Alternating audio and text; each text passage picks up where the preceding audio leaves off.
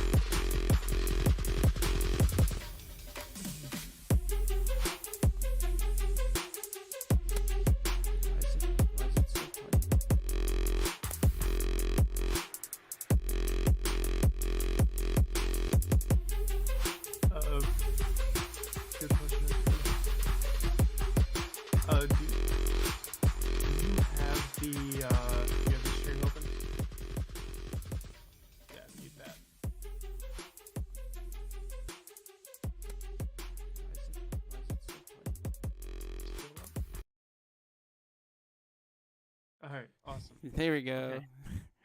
All right. Welcome to those that are here and to those just joining us. Hello. My name is Gavin, and I'm joined today by Hextide.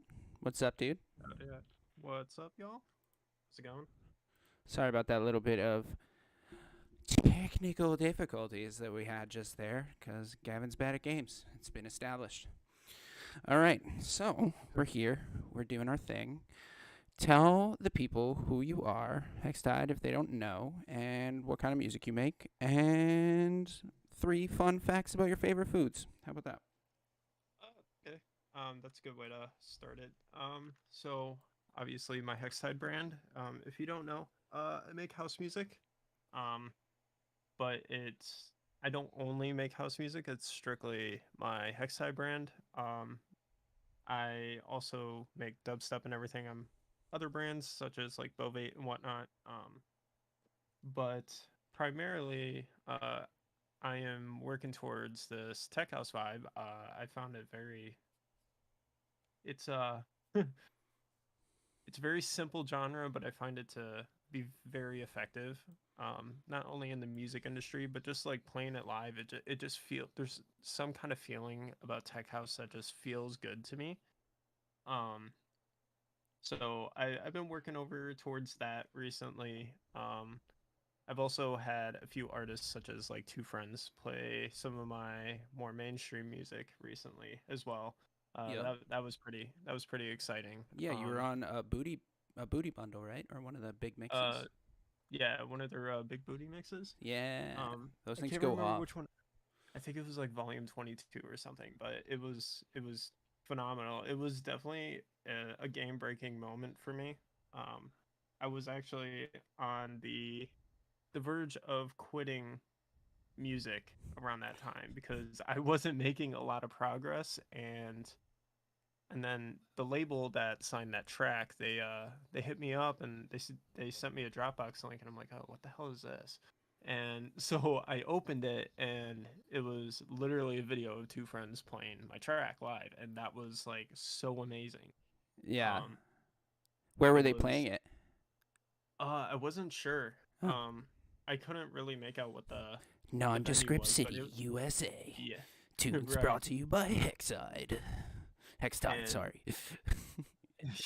and dude, but the venue was huge. It was like there could have been at least 1,000 people in there. I mean, it was pretty large, just from what I've seen. And I mean, Mm. it could have been even a bigger venue than that. But Yeah, they're yeah. pretty mainstream. You know who I'd love to see go on tour with, and even including another set, Loud Luxury. I think Oh yeah. their two styles of music would go really good together. Have you listened to those kids' Sunday Scaries? I have not actually. Oh, dude, when we get off, I'll send you a link. So good. Okay, It's cool. isn't that the best name for a group too? Sunday Scaries. As soon as I saw it, I was like, oh, you fucks. I wish I thought of that. Yeah, dude, it's honestly pretty creative. I like the repetition of like the syllables, Yeah, which yeah, yeah. kind of And makes it appeals to all those like kids in college who live through the Sunday scaries every Sunday because they got homework due on Monday and they've been drinking all weekend. I speak yeah. I speak with experience. um Dude, yeah, I was never good at school, that's for sure. my problem was that I was, dude. Like I show up for class, I do most of my homework, like sounds like a pop punk band name. Yeah, They kind of have a little bit of a pop punk look. They're very much like that new age tech house vibe, if you know what I mean. like the frat house. Exactly, Yeah. exactly, exactly, exactly. Which is a market I'd love to crack. Like I'd love to do a tour of just um like fraternities and sororities. Like that's the Yeah, only people I play for. I've played, dude. I've played. Funny story. So I played Tell a me this. few, um, frat parties. I played for a few like I've gone to like frat houses and DJ'd for their parties and shit. Hmm. And dude, their initiations are crazy, bro. And this was actually in Boston. Oh no Um, shit! When you were living here. yeah, and the dude they initiated some guy, and like they had him like they had him fucking drinking like dip spit. It was so gross. Yeah, It was yeah. so gross. frats, like, have you ever heard that, like, all that 21 Pilots song? It's like all my friends are heathens, take it slow. Yeah. Yeah, I've always thought that was the vibe of a frat party. Like, Dude, 100%. Yeah. if you go in there, like, and you're not ready for the wolf pack, it's gonna be a problem. Like, you're not gonna Dude, have a good it's time. I thought like I had some balls going in there, dude, but half the shit I saw like coming out of that party, like I was like, God damn, these people are crazy. I'm like, I could never go to college and deal with this. Yeah, it's funny because there's such pop punk vibes. Yeah, you're not wrong, Eka. Oh, shout out to Eka in the chat. Patrick J. Starfish. Mayonnaise is in fact an instrument.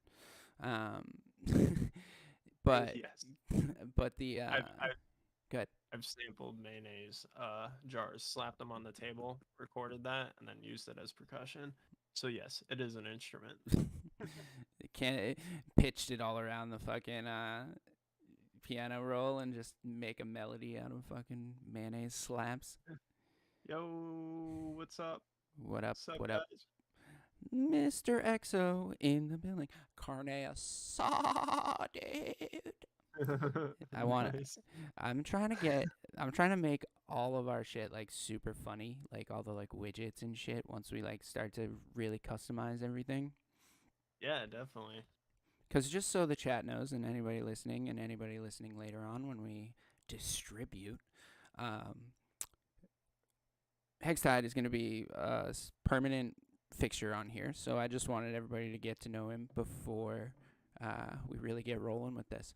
That being said, Hextide, who are your 3 favorite tech house artists? Since we're talking about tech house. Shoot, that one's a tough one.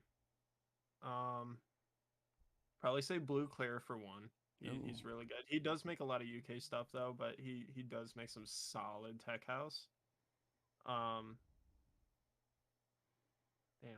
This is a really tough one. Block. Have you ever listened to Block and Crown? No. They're a good outfit. Dior. Okay. Dior's really good, and you know what? Smack. I'll say Smack. Okay. Okay. They're not technically tech house, but I mean, they do give off some really good tech house vibes. So I would definitely put them on the list. Yeah, for sure. Tech house is interesting to me. I played a lot of it for like 3-4 years, and like it was the parties I ended up at that turned me away from tech house. Like I love like tribal tech and I love techno. Believe it or not, yes, like, side piece all day. That's actually what put me on tech house. Really? Parties, yeah, because I was like, you know what, man? Because I always listen to it on like Spotify. I'm like, yo, this is boring. But just hearing it like in a different setting, like for example at parties or like at shows, it's just a way different experience for tech house. Well, the bass lines carry so much heavier because of the system. Like those dum, dum, dum, dum, dum, like those just ring through a club with the claps. Like a party's jumping if all you can hear outside. Oh, Mr. EXO, thank you for the subscription. Did you guys hear that? Did you guys hear that fucking alert? Fucking rad alerts, right? Hashtag presets. Gotta love them. Hell yeah. Yeah, so on the subject of tech house parties, for me, like all the parties that listened to tech house and like that I was playing at, they were, shall we say, of the Colombian variety. And that sort of like, I don't want to say put a bad taste in my mouth. Well, it did, but obviously physically, but yeah, it was the environment. Like when you're playing tech house, you have to only play tech house. You can maybe mix in some new disco if you're lucky, maybe a little bit of deeper future house, but I disagree. Yeah. And only because coming from experience, all my shows are hybrid sets. Mm. I never play one genre. Um, and depending on where I am on the lineup, like if I'm early on in the lineup, Mm-hmm. I'll definitely set up for like the person above me, like Oh really yeah. set that energy. Mm-hmm. But I usually start with tech house, and then I'll move into like bass house. This is just overall speaking for any brand I DJ for. And then from there I'll probably do like psytrance or big room into hard style, and then I'll take it up from dub from there. Yeah. If the show, calls for it. But yeah, I think you can move from tech house to anything if you do it right. And Yeah. that's also what I love about tech house is it's so simple to where if you DJ it right, it works with everything. Um, Yeah, I think that but just comes down to fundamentals of DJing. You know, like before there were subgenres on subgenres on some genres. It was dance music, and if it was dance music, it was either house music or uh, fucking France or like techno right, or exactly, or exactly, UK based. right. Which it's like, oh, much love, Eka. Have fun with everybody out there. Um, yeah, tech Thanks house for is stopping in, man. yeah, definitely you the best. Um, Yeah, I agree with you. I play very open format sets too, especially when it comes to it's not an artist set, you know. Mm-hmm. And yeah, tech house always goes off, but it's hard to put. I find it. I don't want to say hard, but it's a challenge to really push energy with just tech house. Yeah. And a lot of that, I think what makes tech house so good in a live set as well, um, is being able to utilize acapellas from popular songs and being able to just put it over a tech house beat and it works 99% of the time. Big Is facts. and it's just so versatile as a genre because of how simple it is. Like as long as you have your tech house elements, like it's tech house. It doesn't matter what you put on top. It's tech house, Right. and that's what's phenomenal. And I abuse the system when it comes to, um, integrating those acapellas or downloading, acapellas and making mashups, for shows using, tech house tracks and like for example like 90s like tracks like Mhm. Backstreet Boys or whatever. Mhm. It works really well, and it really puts the crowd in awe when it's like, all right, you got, you know, want it that way, and then boom, you got a tech house drop, and everybody's like jaws drop. Even though it's not the heaviest track out there, it's Right. like it's still like that little switch up, that simple switch up that makes it so amazing. Oh, that's funny. Stream Elements is still sending in chat things, even though I'm in Streamlabs. That's funny. Yeah, yeah, that's for the viewers because they can't see everything on your end. Okay, okay, okay. Yeah, it's Um, amazing. yeah, streaming's crazy, man. Like, I've always wanted to do podcasts. We did some podcasts with the label earlier in the year. Um, so it's like I found that this style content is actually something that I could do regularly. Um, and I feel like that's because there's no pressure, dude. Like we would be doing what we're doing right now, even if we weren't on recording, you know. So it's Yeah, 100%. like it's that part of it that I'm really excited about. Um, back to Tech House though. Um, I feel like a lot of tech house has lost its soul. That's like a big problem I have with it right now. Is like the state of affairs. Unlike people like Side Piece, they give it a really good run. Like Joyride and Nitty are just insane. Um, but like people are just pumping out tech house remixes, like you're just talking about, and for me, I've started like much moving towards like future and baseline and like more bassy Mhm. stuff. Doctor Witch Doctor brought up a very good point. Shout out to Witch Doctor and Cutoff, two members of the Sub Junkies in the chat. One love. Um, the what was I saying? Future electro bass line. Oh, he was saying that the Moog bass, because it's so simple and so effective, is such a staple in music and in very specifically dance music for sure. I use Moogs all the time. Yeah. And I mean that goes with any genre realistically. Like if you look at like trap music, like Hmm. the staple of trap music is obviously rap music. And you just throw a lead on top. And it's just the foundations of every genre will always be permanent because other genres will always have to build off of that. And Yeah. that's it's truly a beautiful thing. If you find a genre that sticks and you know will stick, as long as you add creativity to something that will never leave, like the music will always be relevant, and that's what's phenomenal. That's game right there if you're listening.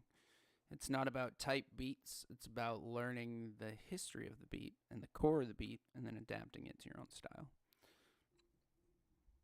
Yeah, exactly. Yes. In terms of newer genres right now, what do you think has the most likelihood of really sticking in terms of the, I don't want to say society, but like the scene? Like, what do you see really sticking? That's a tough one. I do see Color House and Color Base really coming up above everything else. Um, Mm, especially Color House. I don't even know what that Um, is. I'm sure you've heard of it. It's not 100% an official genre yet, Mm, but it is in the works of being officialized. mm-hmm. People like MoFolk, Oh, okay. Retrovision, Oh, I love they make Retrovision. yeah, they make Color House. That'd be like It's Bro that Hug very too. uh probably yes. Okay. Um, I'll say yes just because I'm not entirely sure. Um, but it's a very glitchy, melodic, reverby like tone, in a already made genre. So like basically Color House is just taking future house and colorizing it. And that's what makes it like new. You're So not like changing a genre, you're just creatively adapting a genre. so like if Chami had more melody, like more of his like heavier tracks like Godspell, but Yeah, like more updated, more modernized. yeah. And it'll be the same as taking like if you take a track like for example any Martin Garrix track Mm-hmm. and use colorized processing on it, that is technically color house then. Okay. Even though it's like, for example, like a progressive house track, if you colorize that, it is color house. And it's such a like wide spectrum to where it's like it can be anything can be color house. Anything can be color base as long as you use the colorizing method. And that's why I think it'll stick for a while because there is no limit to the genre anymore. Mm-hmm. Um, and I definitely think there's going to be a lot more genres like that. I would like to see colorized, drum and bass. That Ooh. that would be really sick. I'm looking I forward to our sound design lesson so we can go in on the colorization because I didn't even hear that that I'm was a I thing. I don't know anything about colorizing. My co-producer for Bovate, he does all of our colored, genres, Mm-hmm. and he does a phenomenal job. The technique is very complex though. Mm-hmm. Um, which I can always see if he wants to hop in and like run over that kind of stuff. Yeah, that'd be cool. It's a very difficult thing to do, but and very sensitive Yeah. at that. Yeah. But Hold on one second. Just doing want to it say right. bye to EXO. Later, dude. Oh, Thanks for coming by. Appreciate the love on yeah. the setup. Yes, Um, sir.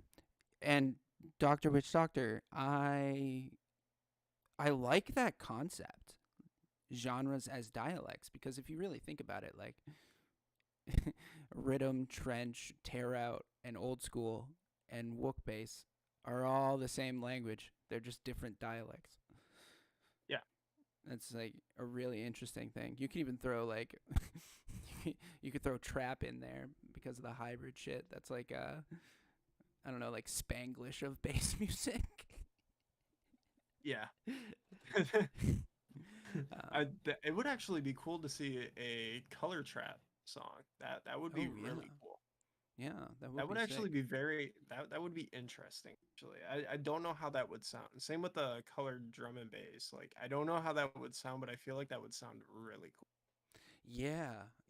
We'll have to include Dr. Witch Doctor in our session on that so that he can apply those principles and work on that hypothesis.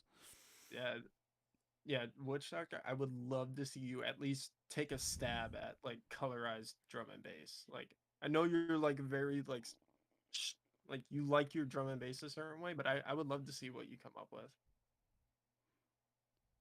Uh, Yeah, Language and music is all the same thing, interpreted in different ways. Yeah, I they're, agree. they're just a bunch of abstract symbols that we attached meaning to. We're in a simulation. Let's leave that for another podcast. Yeah, right. I've heard some. All right, we won't go into it. We will dedicate an entire podcast on simulation theory because I have opinions. Same.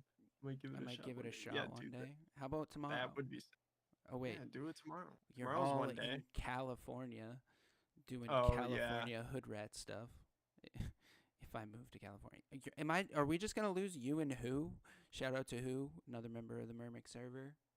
If you're looking for a good, Everybody's just gonna move to Cali. yeah, you Dude, and I so many of my friends that were like pretty big in the local scene over here in Chicago, they all moved to fucking California and I'm like, "Hi, bro." But I'm like, I can't get mad cuz California's a good spot. yeah. My thing with California is though is it's saturated. Like, not to say the game isn't pretty saturated at this point, but like, throw a rock and you can find a bass producer in California. Yeah. So I think I think California is mainly bigger on the house scene. More in the house scene Petty than the God dev just scene. says yes. So apparently I'm on the money there. But yeah, no, I But think I don't doubt that. Closer to LA and SoCal, probably get more house than bass. But where Petty and Eka are, definitely more bass music. Oh yeah. I could definitely see that. Dr. Witch Doctor talking about making tracks in the park. All I can think of is that scene from Good Will Hunting, and they're just sitting in the park. Hilarious. We were gonna go DJ in the park next door, but it's iffy. Oh, dude, that's the best way to do it because nobody's gonna mess with you because they don't know what you're on. I think he means iffy that the police might get called. Yeah, that's what I mean. Like they don't know what you're gonna do, so they're not gonna mess with you.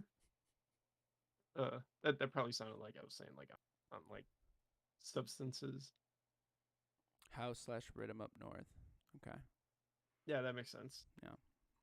More like dubstep and classic bass music in the south there, Petty? Dubstep Hard. hardstyle in the south. Okay. Yes. It's an I know a interesting lot of the dichotomy. I know a lot of the big bass artists are in LA or Hollywood. I don't remember. They're in one of those, but they're definitely in that area. Mm-hmm. I know Barely Alive. I think Excision too. Sullivan King. I could be wrong on Sullivan King. Um, but I've been invaded by actually, cats, guys. There's a cat invasion going on. Bovate, you cover this. I will be right back. yeah, for sure. I tried to through the mud the first day going on a nature walk. It was great, dude. Do you have a video of that by chance?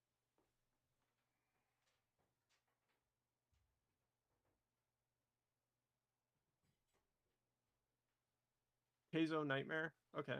Barely Alive. Yes. Virtual Riot. Yeah, I forgot about Virtual Riot. Yeah, he's definitely in LA. I know that much. Who else? Who else? Um, Yeah, like anybody that went to Icon Collective ended up there for the most part. I know Nightmare went, and um, I don't think Keizo I, went, but like Jaws went, Nightmare went, I feel like there's a couple Slander. more. Um, I think Millennium's in LA. Yeah, that would make sense. Uh, a lot of the big guys are in LA. Yeah, you just gotta Subtronics, I think. Gotta sell your soul to the LA gods. Yeah, dude. The only god I'm selling my soul to is Petty, because I know I'll get 350 for it. I'm dead. Uh, yeah. Um, I guess we didn't talk about my favorite food. I guess we kind of skipped over that. Oh, let's go into it, dude. I love food. Uh, so this one's also a tough one. I like Hawaiian chicken. That Oh that yeah, one's so good. I just love pineapple chicken. It's just a beautiful combo. top tier. Um, very controversial, but I do like pineapple on pizza. Me too, but I prefer it with bacon than ham. Yes, same. Um, I I don't really understand the controversy behind that because I don't feel like tomatoes are fruit. Like so it's turn your whole soul. See, I ain't mad Uh about orange. Orange is a good color. It's and I love steak. I love a steak. You steak. can't go wrong with steak. What's your favorite cut of steak? Probably a New York strip. Mm. Mm-hmm. If not that, then uh, probably a a sirloin if done right. If done right. I'm a big sirloin guy. How do you like your steak? I eat it rare. Oh, dude, if it's still mooing and bleeding, I prefer it. Yeah, I'd rather bite the cow, but Sorry, that's not vegans. that's pretty frowned upon. Oh, um, yeah, I'm a big barbecue guy too. I like barbecue a lot. yeah, my dad actually makes some really good pulled pork, Nice. like really phenomenal. I haven't had pulled pork that good from Does he any other do place. crock pot pulled pork? No, he does it.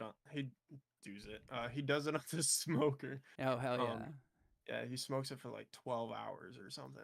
Some Yeah. crazy number, dude. Like he's at it all day. And he like marinates it for like almost 3 days, I think. It's like a crazy long process, but like the flavor is just immaculate. An Like immaculate flavor. That's what's up. I I've even worked at barbecue restaurants, like Oh really? smokehouses and stuff, and that I they still cannot compare to that flavor, man. I don't know what he does, but like he does something like out of box with Mm. his pulled pork. I like brisket a lot. Burnt ends are great. Ooh, Cornbread brisket is is really fire. good. Oh, dude, you're speaking to my soul. Petty God, I want mine on fire for like 3 minutes on each side. If you add the slight crisp but leave it bleeding in the middle, perfection. Yes. A Yes. little bit of butter Yes. basting on the top. Yes. Phenomenal. Marinate for 3 days. I need it. That's mad funny. How do you do you season your steak? Just salt and pepper usually. Salt and pepper. Yeah. It's a good go-to. I like throwing um I like cooking um is it basil in Hmm. the in like the butter and the juices and shit. Yeah, yeah, yep. That's a classic way to do it. Yeah, dude, it helps. So I love spaghetti too. Oh Don't yeah. ever. Spaghetti is so good. It's so good. I It's don't know what it is about it, but like I can eat spaghetti for like a year straight and not get bored of it. so I have two very funny spaghetti anecdotes. Um, one is my girlfriend is full-blooded Italian, has Italian citizenship, and does not make spaghetti. I make the spaghetti in this house. And the second is my good friend Schwix. He will eat spaghetti at any hour because to him, spaghetti equals dinner. Like, so he's kind of a vampire. He lives alien hours in the day. So, like, he's up till 5, sleeps till 1, like, and just like changes it up all the time. But without fail, after every single show we ever go to, around 2 to 3 a.m., he makes a fat pot of spaghetti. And we just That mow is down on amazing. spaghetti in the middle. Honestly, it's one of the few times I really fucking like spaghetti because spaghetti is hit or miss for me. Now we're So do talking you like homemade noodles, like homemade, like I watched you uh make I them. Like, fuck yes. But dude, yeah. box I needed spaghetti gives me like runs me down because of the gluten. I prefer whole wheat yeah. spaghetti too, to be honest. Yeah. Yeah, I can see that. I actually haven't made homemade noodles in forever, and I definitely need to again because it is so good. It just hits different. It's Mm-hmm. just so much better. Yeah, my family used to go to this Italian restaurant at least once a week, if not twice, called Mamma Mia's, and they had homemade noodles, and that was just So good. so good. Bomb.com, Petty says about the steak. Big facts, dude. Big So, facts. so do you prefer .com or Marshmallow? I didn't listen to .com that much. Um, I knew he existed, and then I knew he stopped existing, and then I knew Marshmallow started to exist. Um, I'll put it to you this way: I'd listen to Marshmallow before I listened to Millennium. Same. I'm actually I don't like Marshmallow anymore. Hmm. Um, I nothing against the guy himself. I just don't respect the production. Well, it's because he probably Um, writes the top line and lets an entire team do it. You know. well, it's not even that. I just feel like his tracks are a little too copy paste, and the ones that I do like though are not like that. Like I think his for best example, song like is the dubstep Magic. collab. I can see that. Yeah. Um, I was really big on what was that song? It was I think it was Fly. I can Now I gotta fly. look it up. Yeah, it was Fly. Yeah. That one was good, and then the two dubstep tracks he did, I felt like those were really solid. Maybe it was Hmm. three. I think it was like, um, but I admired the difference in his production because I felt like his sound is very repetitive, and it's hard to get a lot of as a producer at least. Yeah. Um, it's definitely not a taste for the people that make music. Yeah. Yep. That makes sense. Uh, he's the first DJ since Dead Mouse to steer into this hit of the idea of being a virtual entity. Hmm. Like And Fun a Case, lot of not that so too much. Good. a lot of that too was his manager. He wanted him to create a brand that didn't tie to a race, a gender, or anything. It wanted to be as neutral as possible. So that way it was as relatable to as many people as possible, which by all means, genius. Really dope. If I could do it, I would. I just don't like wearing masks. Mm, They make me very claustrophobic. I can I've understand that. tried it and Have you ever thought about doing like a balaclava thing type thing? That's what our bud Mazadu does. He wears like a bandana and sunglasses and like a backwards hat. So like I didn't know what he looked like for the first like 6 months of knowing him. Um, so that's a way to do it. Um, yeah. anonymity is weird in this game because sometimes it's really cool and like it works and people understand it on a symbolic level. But I've seen it not work so many fucking times. Yeah. Like when you make your brand, like there was this guy from my area called Neon Fox, and he wore like a full furry outfit with this crazy LED helmet and shit. And like yeah, ski mask the god for sure. Um, it I didn't see any. I haven't seen anything of him in months. Like he invested mad money into that project, I'm sure, and it just didn't happen. I guess I don't know. It's Mhm. crazy to me that like I've tried to put on like different DJ monikers and stuff, and like even that kind of messed with my head. Like now it's just my name, and like I'm like, yes. And I know a lot of people that wear masks for DJ sets and whatnot. They do it to help like with their stage fright. And I honestly get really bad stage fright because I have really bad social anxiety. So when I'm playing shows, I get really anxious up there, like Mm-hmm. borderline throw up. Like I half the time I want to throw up before my set just to get it out of the way. Mm-hmm. And I mean, these aren't even that large crowds, maybe 100 or 200 people, and it's like it's a lot, for me. And if I ever do make it to, the big leagues, it's like I don't know how I'd be able to handle stages of those sizes. Well, the good thing is Probably won't about be able those sizes is they're very far away. to. But So, it's still like you look out there and it's like that's a fuck ton of people.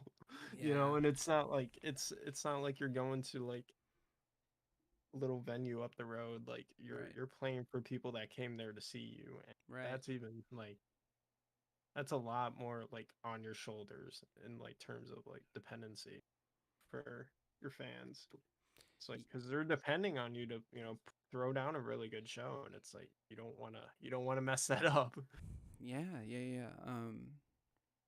I guess I'm built a little different due to the fact that I've been on stage since I was really young. Like I think the first time I was on stage I was like 6. Um so like and then I proceeded to do dance, martial arts, theater, and on into college doing theater. And yeah, I definitely had that a little bit on our first big show because it was like my first big college show, and we sold out every night, and it was like 600-person auditorium kind of thing. Um, but that got me very prepared for DJing. Also, I DJ'd a lot of house parties. And like Mhm. DJing house parties gets you over stage fright real quick when there's like 4 dudes just standing in front of you holding red cups waiting for you to play Sandstorm. It's like that Jock song Jams. did bro that Sandstorm song who's it by Dioro or Darude? Darude. Darude. Yeah.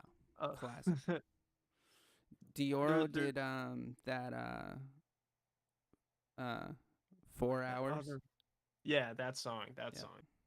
Dun, dun, dun, I dun, dun, dun, dun, dun, dun, dun, dun. dude, I always get them confused because their names are like very similar. What's interesting is Dioro is Hispanic, and then Darude is from Norway.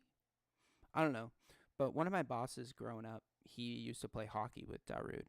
They play. Mhm. They used to go to this like adult men's hockey camp, and they were both. He played with them, which is Mhm. kind of nuts. Pretty sick Yeah, though. it's actually pretty cool. Oh, It's you definitely told me not something you something. can. Good. Oh, go ahead. I was just gonna say you told me something really cool about yourself today that I didn't know. Talk about your cousin and what band he's in and stuff.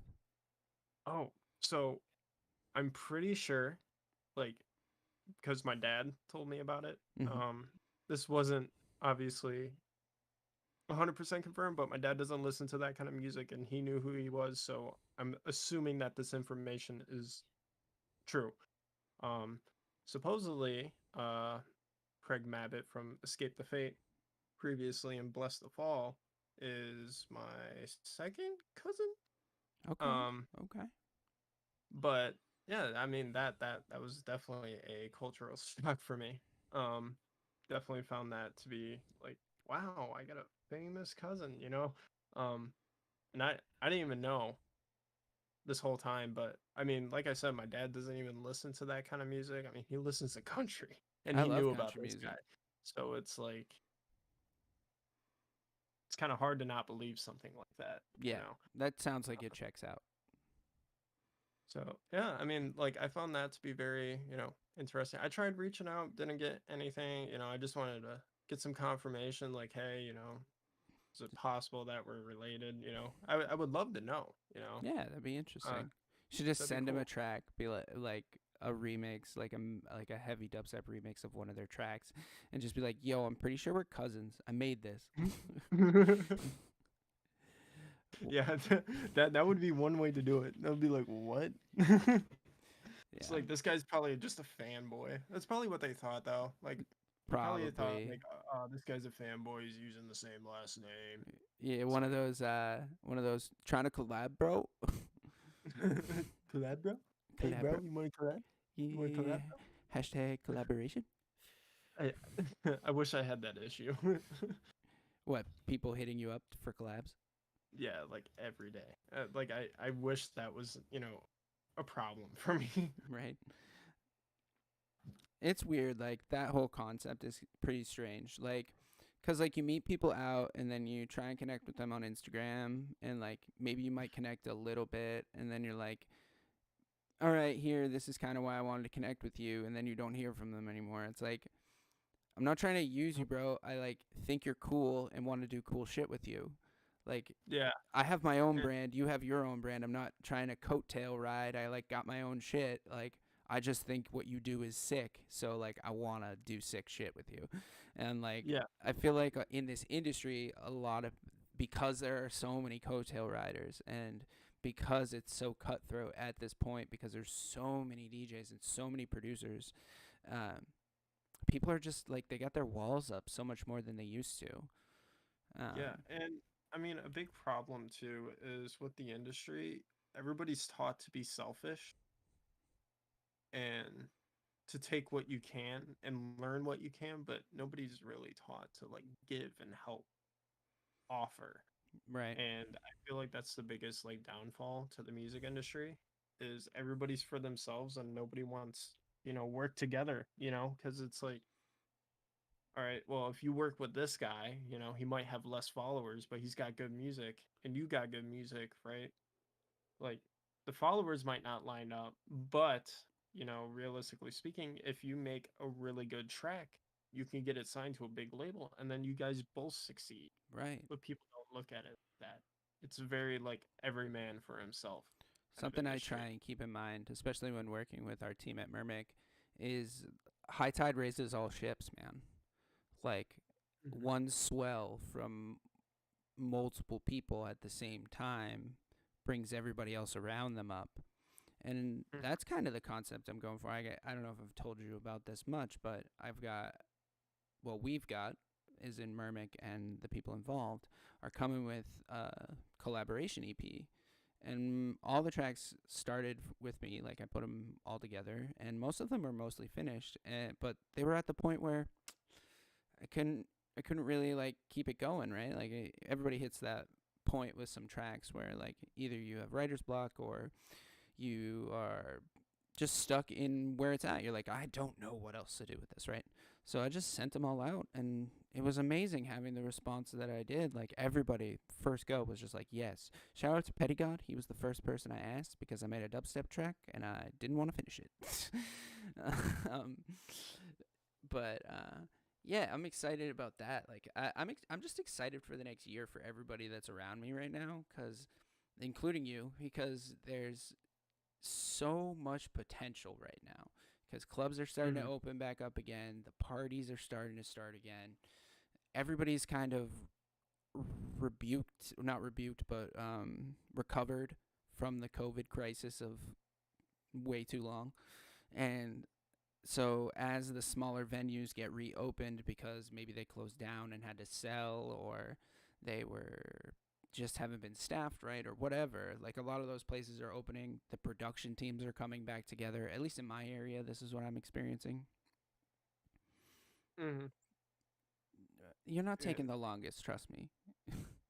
and I think too, like how do you feel actually? How do you feel about like how venues run things?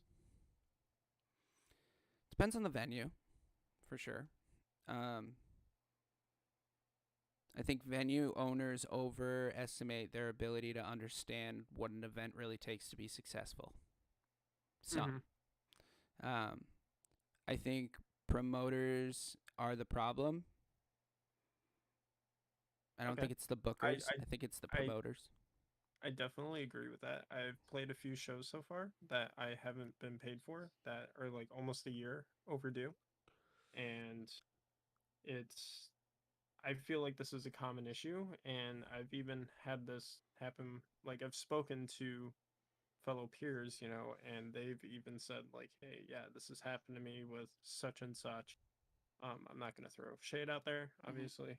Um, but I definitely feel like the promoters definitely take advantage of these smaller artists because they don't technically have a voice, Right. and I don't feel like that's fair to new artists. And I'm sure it's even happened to the big artists while they were, working their way up. I don't I don't like how that's done. and I don't like how they can get away with it so easily. Um, Yeah, I mean, the problem is that promoters make the show, bookers book the show, and venue owners just reap the rewards. They don't really look down line to see what's going on at the bottom. And promoters are taking advantage of that. Like, there's very little oversight and standards other than maybe like setting a rider and having a manager that there's no standards for treatment of artists in clubs and venues. And because of the underground nature, I'm still 200 short of a show on a gig. Yeah, that's it's brutal, dude. And like, we are trying to establish ourselves as artists and as brands and as businesses, and other businesses who have all started from the ground up. I don't care what kind of business you have. If you're a successful business, you start from the ground up and you fucking build and you work hard and you hustle to make it successful. What I don't appreciate is venue owners and venues not wanting to partner, not wanting to sign a contract, not wanting to put your logo or even bother to spell your name right on the fucking uh, liar. flyer. Yeah, yeah, yeah. It's it's that kind of shit. It's like just disrespectful to the craft. And the problem is DJing started as a craft by a like with a busboy playing records in a room that wasn't even attached to the room that the dancers were in. Mm. Like that sort of uh, disregard for the skill is something that I think DJs have been trying to get over for a long time. And I think that's why things like people like open format scratch DJs and battle DJs and people like Z Trip and like even like Pauly D. I know everybody has an opinion about him, but he plays really crazy open format dance sets, and he always has. Um, He actually pre-records his sets. I've seen videos of w- his sets being pre-recorded. I guess I just mean like genre wise. Yeah.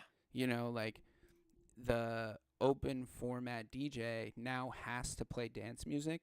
So the dance music DJ is becoming more and more niched. So like it used to be like, oh, I'm a house DJ. But now it's, oh, I'm a tech house DJ, or I'm a bass house DJ, or I'm a future house DJ. And that niching down of the talent pool gave promoters and bookers the opportunity to be like, oh, well, it's this kind of event, so if you want to play it, we'll pay you an exposure. And I don't know if it's particularly targeted, you know, like, oh, we know this is off brand for them, so we can offer them promotion instead of money, because in the end, it doesn't matter as much. But Mm-hmm. that fucking grip that they have on the go between the venue owners and the venue managers, and then the event company, having to have everything go through the event company to get payout is inherently flawed. You know, like Yeah. it doesn't need to be. There's too many hands touching the money, and the artists are the last hands to touch it. Yeah, definitely. And I'm not opposed to the payment in exposure if the show is big enough for this exposure to pay off. And if Um, there's like, if they say there's going to be a cameraman there, there's going to be a photographer there, you know, that kind of stuff. I'm not going to play an exposure gig for an underground gig that doesn't have a photographer, doesn't have lights, doesn't only has a sound system, that kind of stuff. Like and exposure now is the opportunity to make content. yes, and I think the reason why I say only shows large enough to benefit from that exposure is like if you open up for Martin Garrix or Excision, for example, there's a lot of people there to see them, and a lot of those people are gonna look you up after. But if Mm. you're opening for a local headliner, that's not a big enough show to really transfer that fan base because those people in that local scene, again, not throwing shade, but they're very tied to that one artist in the local scene, Yeah. and they don't really have that expansion, you know. That's why you see like local like headliners and direct supporters. they play these sold out gigs, they play these big venues, but they have the same number of followers as you.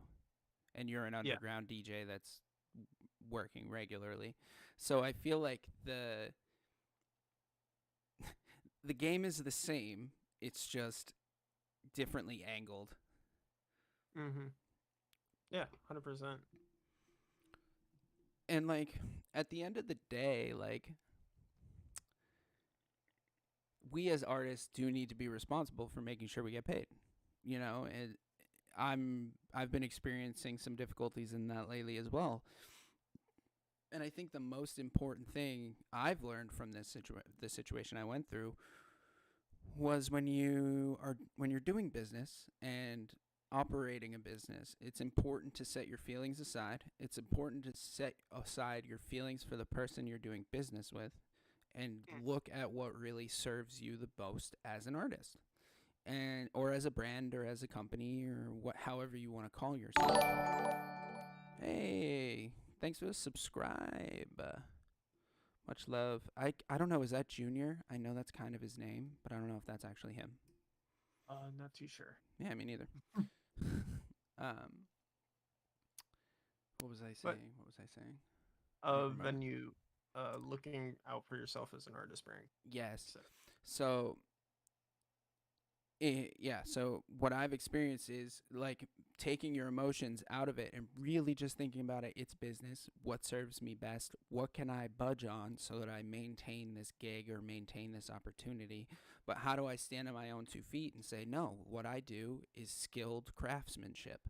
I always compare it to like a Finnish carpenter. Like a Finnish carpenter can build a house if you want them to. Give them a plan, they can build a house. But that's not their speciality. Their speciality is going into the house and building the most beautiful cabinets. yeah.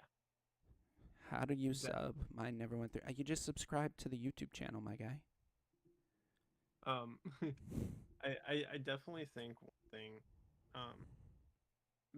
mainly promoters should look into is like you're not just paying the artists because they're playing for you. You're paying the artists to fund their craft, and like you're paying them to be able to develop and become bigger to help you more Right. as a promoter. Because And don't you want to be the not venue paying, that Martin Garrix used to practice his DJing in? exactly. And it's like how do you expect stuff like that to happen if you're not paying the artists, or you're lowballing your artists, or you're just putting them in really bad time slots that they clearly don't deserve. Um and I think like if promoters took the time to really like look at that and be like, hey, maybe we're doing this guy some injustice, some injustice. Um it could really vastly change the music industry. And one thing that Kashmir said that really stuck with me was he was like, there were millions of artists out there, and there were so many of those that are really good at production, making music, performing live, but so many of them don't get heard because the system is flawed. Mm-hmm. And I couldn't agree more. It's capitalist. It's Yeah. extremely capitalist. I think we can really thank Motown Records for that. I think before that, recorded music was much more valued, not because it was expensive or because it was rare, but because the best people were in those like high-tech recording studios because they would be brought in by the people who were doing the recording. So once things kind of started going, not even like before digital, when the music industry started becoming an industry and less of a business, and I think Motown Records really ushered that in because they were pumping. What's up, Justin? Hey, what's Gucci? That's the big stoop. Yeah, how do you not have a YouTube account? Like, what? I've had the same YouTube account. Oh, you'll find this funny.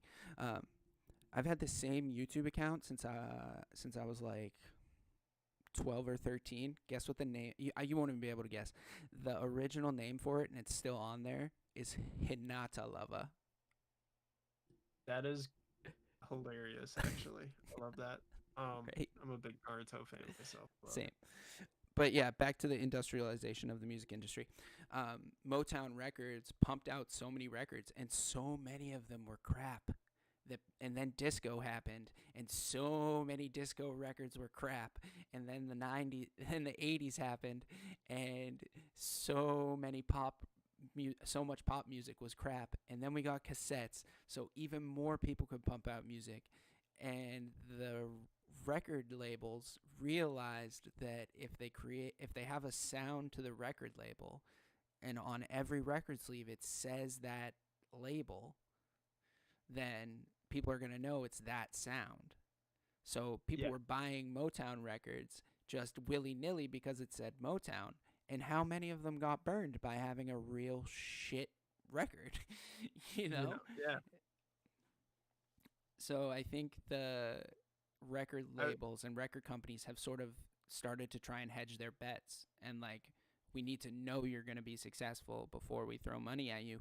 But the problem is that they're throwing money at you. They're not throwing services at you. They're throwing money at you. They're like, here's a bunch of money for all these things we can do. Like, you just have to give us all your rights and your publishing and this, that, the other thing. But they're hiding all that behind the here's money. Yeah, exactly. And I would like to see the industry go back to the days where it's like you send in, like, for example, you send in like an album you made to like an engineer or a recording company, and you're like, hey, this is what I got. Do you think it's good? I can come in and record. And they'll tell you like, yeah, this has potential. Come in and record. We'll help you push it. And that's I would like to see more of that, because I don't think there's any of that besides like for your classic older like record labels like that still do things the old way, like it's for I don't know what label Metallica's under, but I'm sure they still do that. I don't even know if Metallica's still under or if they ever were. But Yeah. I would definitely say like that would be like, I think that would be a step in the right direction for the industry, is to go back and start doing that and releasing more talent. Not only will that make them label more money, but it would help the artists, and you'll help adapt the industry properly. Because I feel like right now it's like it's too controlled. It's way too controlled. There's not enough creativity getting released, and Let me there's way too much talent. let me just throw this out here. Beyonce won the Best Dance Album Grammy. Yeah, that I heard that. My manager actually told me that, and I was like, "What, dude? There's no way!" Like, I just wanted to quit music. I'm like, "There's no way, man." I mean, I'll give you this: the single "Break My Soul," it grew on me. Granted, my girlfriend listened to it about 1,000 times. Um, she has this thing with Spotify that she like always starts things on the same song. So like, we get in the car, if it's a 5-minute drive, all we hear is that one song. Yeah, I mean, I'm pretty guilty of that too. I just start at the top of my list. Yeah, that's exactly what she does. So her newest favorite song is always on the top of the list. Mm-hmm. That was a good record, but I don't know. I think it just sets a bad precedent for people who do really.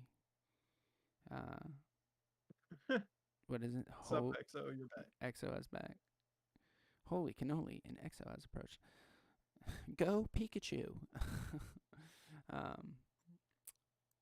But yeah, the record industry is messed up, and the record business is filled with sharks.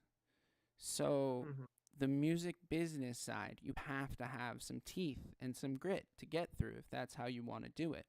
But the industry side, if you want to really make tight beats, so to speak, and you don't have any interest in being independent, and you're willing to give up a lot of the rights and distribution stuff of your records, like, I'm not saying it's the easy way, because it takes work to even get there, but it's a way that takes away a lot of what you're saying is control. Like it just you lose so much ability to make things, to craft things, and to take changes. You know who's a great fucking example?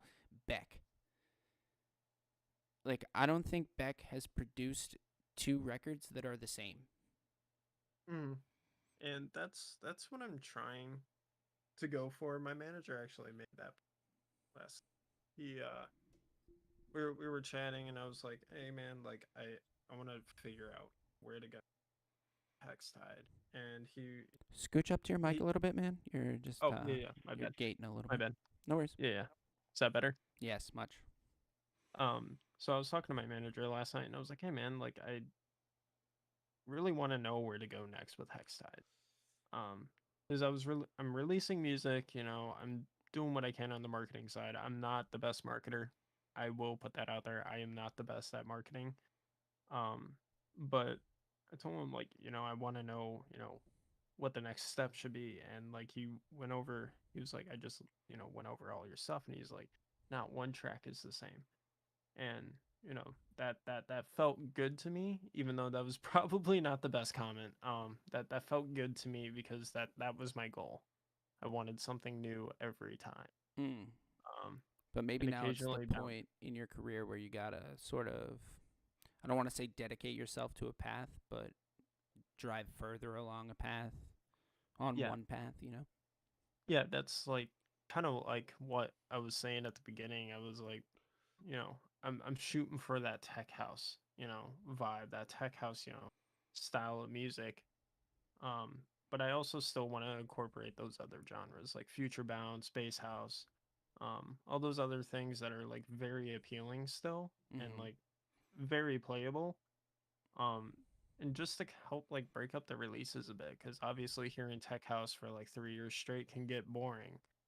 Um, but being able to like toss in, those other genres will like help break that up and help keep people interested. And that's my goal overall. Um, and I found myself to be pretty excelling at tech house as opposed to my other genres. Um, and I definitely won't stop producing everything else. I will continue to produce like future bounds and bass house and etc. And electro house and all that. But God, I love Electro House. dude, I love it too. It's phenomenal. Um, Phenomenal. I but I definitely have a path. I just want to keep it different every time. Mm. Mm-hmm. Like if I release a tech house track every other week, like I want it to feel like a different type of tech house track every other week Yeah. and not just like a tech house track. Right. Because obviously, like I said, tech house every other week, for like 3 years straight, that can get boring. That can get really hard to like stay into. But it can also Um, consistently help you build. That's like the give and take of it, right? It's like I want to find my sound, I want to be a specific sound, and I want to stay consistent with that sound. But mhm. how do you stay creative if you're trying to stay consistent? So it's sort of like and coloring in the same boxes with different colors because it's going to be a and different picture, but the picture itself is the same. and that's where I argue is also doable with Mm, what I'm I doing agree. I because agree. um like even though I release a different genre track almost every time I release a track, um the tone of the songs are still the same. And I feel like that's the most important. I don't feel like going to an artist for a specific sound is as important as going to an artist for a tone. Mm, And because if you go to Elenium's page, you're looking for that Elenium sound, right. looking for that Elenium tone. You're not looking for melodic dubstep. Right. And the same thing with Excision. You're looking for that Excision tone, that Excision sound, but you're not looking for this. You're not looking for And tear out. Right. Right. Right. exactly. So that's why I'm focusing more on my tone of my music than my genre consistency. because I feel like the tone is just as effective. I guess Because that was more what I was saying. It's like, think of Diplo, right? He has a lot of different genres, but you always know mhm, when something's a Diplo track, even if it's a genre you've never heard him make. Like, he started making tech house, and I still knew. I was like, oh, this is Diplo, you know. 100%. So that all comes down to like what we were saying before, is just a personal style, right? Like how you work your plugins and how you line everything up and how you do your variations, turns, and transitions, you know? Like, I feel like people don't talk about that enough because that's the creative part, right? So nobody wants to give up that information. They'll tell you how to write a chord and they'll tell you how to write a lead. But if you ask them, like how do you do your reverb sweeps with high filters, they're gonna be like, I can't tell you that, bro. You know what I mean? Yeah, and I definitely feel like, wow, I lost my train of thought. Give me a second. Um um Continue. When it pops up, I'll say it. um, I don't really remember where I was at with that, but yeah, I think the state of music right now is very interesting. Um, there's a lot of people making a lot of tunes, but Mhm. there's a lot of people clogging the throughways of being a DJ and of coming up in this scene and in this genre and in this industry, um, by people who don't really take it seriously and are in it for the wrong reasons, but they find success through some sort of means, right? Like maybe they know a guy who puts them on all the time and that gets them bigger gigs and that gets them bigger gigs, and they're not really making music, but they're and not to slight the DJ hustle. The DJ hustle is a thing, but I feel like since COVID, because a lot of people figured out that they could buy DJ equipment from the internet, we've had a lot of bedroom DJs walk out of the bedroom thinking they're the shit when they haven't played a gig in their life. So I think in the next couple years, just as the old heads kind of faded out because of Twitch and because of streaming and because the technology is getting really crazy and you can't cough, Fisher cough. That's not even true. Um, uh, what was I saying? Because of this sort of influx of possible um, gig takers, you're seeing a lot of gigs be filled with people that have never played a show in their life, and they're not actually DJs. They just know how to mix records. Because there's a difference between being a person who can mix records, being a DJ, and then being an artist. Like, you have Mhm. to walk through those levels, I feel like, to get to a point where you can play any city, any show with your music, but also with music that complements your music. That's the game. Yeah. And it And takes years to that develop that year. Years. yeah, and James Hype, I feel like, would be a very good example in this case because he was strictly a DJ for years, Years. and his mashups is what made him big because he made the best fucking mashups, and he does them all live. And then recently he started producing, and obviously that got him bigger. And so that's why I feel like, understanding like the fundamentals of the genre you're making is very important. Like if you're making metal music and you don't know how to play a guitar and you Right. can't do like on the spot like solos, for example, not saying like that's required, but Right. like it is a nice touch for live stuff. Mm-hmm. Um, then it's going to be a lot harder to get where you want to go because like worry about the music later. I feel like Mm-hmm. understand how your crowd works first Mm-hmm. is more important. Yeah, and understanding how to play the time slot and to play the venue and to be able to negotiate over the bar, like, yeah, you owe me this much money for tonight. Like, that teaches you how to sort of stick up for yourself and be a positive advocate for your own career. But when you walk into big gigs, or maybe you have a TikTok hit, right? And all of a sudden, like, your local mainline club is like, "Oh, we saw you blow up. Come play for us," right? Mm-hmm. If you walk into that with no experience, it's going to make it that much harder for the experience to soak in. Yeah. If you're not used to, like, learning from every gig, you're just going to think you're the shit until you're past tense, you know? I've seen that happen a fair amount in the 10 years I've been trying to do this. And I don't want to say, like, that the cream rises to the top, because that's not necessarily the case. Like, you really have to put the work in to become the cream so that you may rise to the top. But I do think natural selection is just as prevalent in the DJ scene as anywhere else. And I know a lot of people could argue like money can get you there, but like you still have to have some stick of talent somewhere to make that money, actually do the work for you. Mm-hmm. Because if you're garbage and you got money, like you can put like $1 million into funding. Yeah, you'll get plays, but you're not going to get recognition if it's garbage. And you can buy a track, you can buy a brand, you can buy bots that make sure the brand is successful. You can buy pre-made mixes from someone else and put them on with your music. You could do all of that.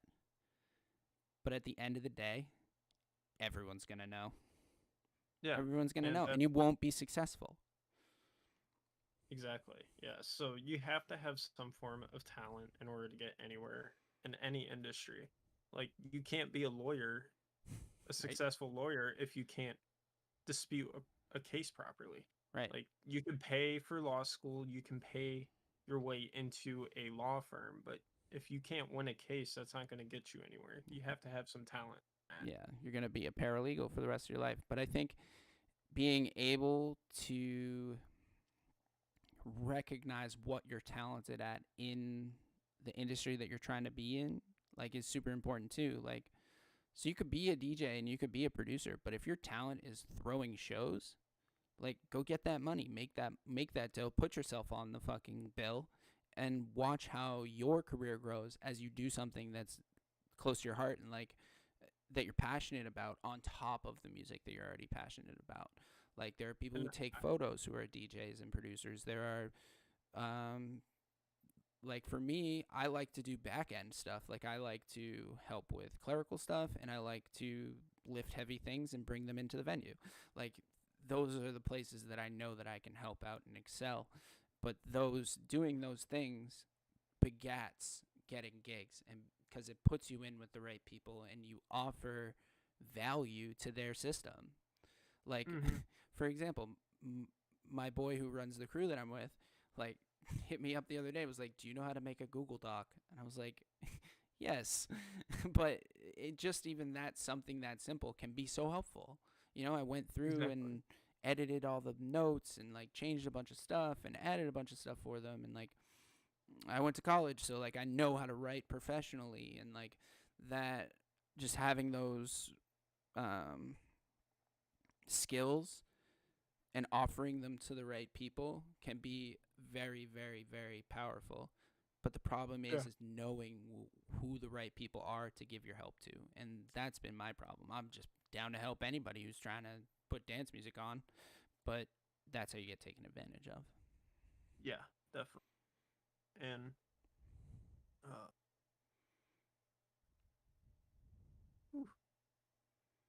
I'm losing my train of thought a lot now. Oh, well, we've been running for an hour and a half, man. We can call it if you're stretched to the end. Yeah, I think this would probably be good. Now's a good time. We're at an hour 20. Alrighty. That's pretty good. That's perfect, I think. All right, guys, we are going to be signing off. Thank you so much for being here with us. If you guys want to re-listen, or you don't feel like sitting on YouTube to watch, make sure you check us out on Spotify. It's going to be the Vision Quest podcast. We're going to have it up there in the next week. So for everybody who's still here, thanks for being here. much love to you all. Raven, or sorry, Hextide. Very happy that we've started this. Sorry, I didn't mean to bomb you. No, I'm excited for the next one, man. Can't wait.